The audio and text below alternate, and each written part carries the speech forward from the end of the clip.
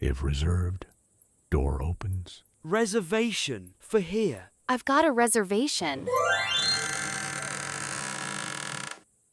See what just happened? The rule on the door said if reserved, door opens. That's a perfect example of modus ponens, the logic of if-then. We have two parts. Premise 1. If someone has a reservation, the door opens. Premise 2. Lily has a reservation. Together they force the conclusion, so the door opens. Now imagine this with sets. Circle A is people with reservations. Circle B is doors that open.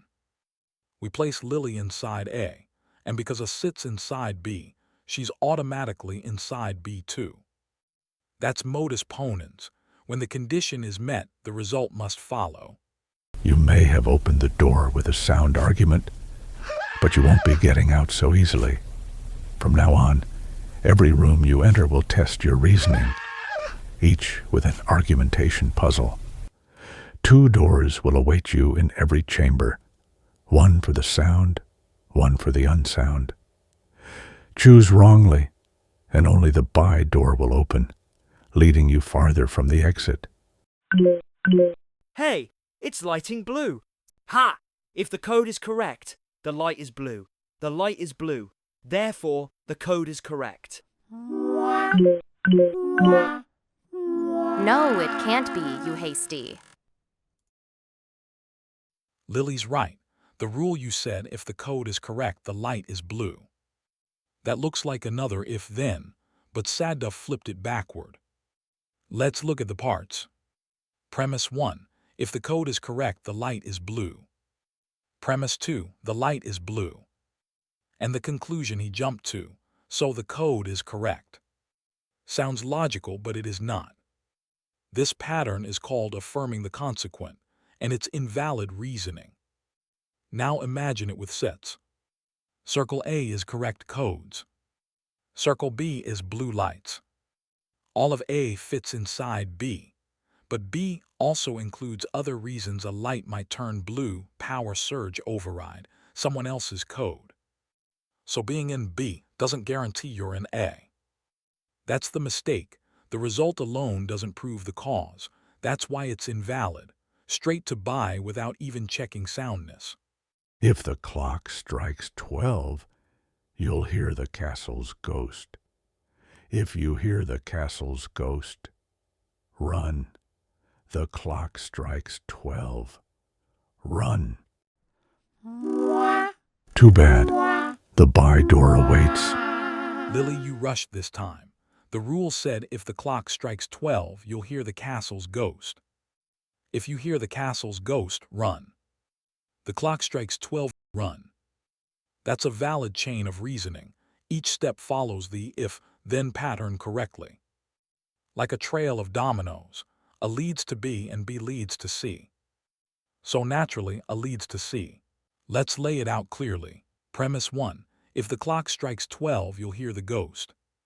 Premise 2. If you hear the ghost, run. Conclusion. If the clock strikes 12, then run. The structure is flawless, valid. But validity isn't everything. For the argument to be sound, its premises must also be true. And here, the clock didn't actually strike 12. Now picture it with sets. Circle A, clock strikes 12. Circle B, hearing the ghost. Circle C, running. A sits inside B, and B inside C. A perfect chain of inclusion. But when A itself is empty, when no clock strikes, the whole structure loses truth. So the reasoning holds, but the reality doesn't. That's what we call valid but unsound.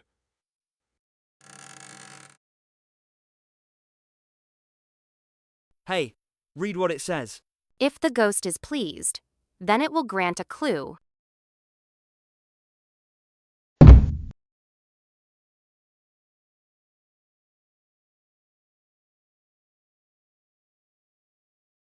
No, it can't be. There's not a single clue anywhere. The ghost will be angry. I don't want to stay here forever. You were lucky this time, but not next time. Wait, really? We can go out now? Yay! See what just happened? The ghost's note said, if the ghost is pleased, it will grant a clue. Sadduff looked around and found no clue. So he reasoned, therefore, the ghost must not be pleased. Let's write it out. Premise 1. If the ghost is pleased, it will grant a clue. Premise 2. No clue was granted. Conclusion. The ghost is not pleased. That's modus tollens, the logic of revering, if then the right way. It's the mirror of modus ponens. If the result didn't happen, the cause can't have either. Now imagine it with sets. Circle A, ghost is pleased. Circle B, clue is granted. A sits inside B. Every pleased ghost leads to a clue. But we see no clue, meaning we're outside B. So we're also outside A. Here, both the reasoning and the facts agree. The structure is valid, and the premises are true, making the argument sound. So Sadduff shouldn't look so sad. He may not have found a clue, but he did uncover something better. He understood argumentation itself. Deduction is about the must. Step 1, test the form, use vens. Step 2, test the truth, check facts. By only if both valid and sound.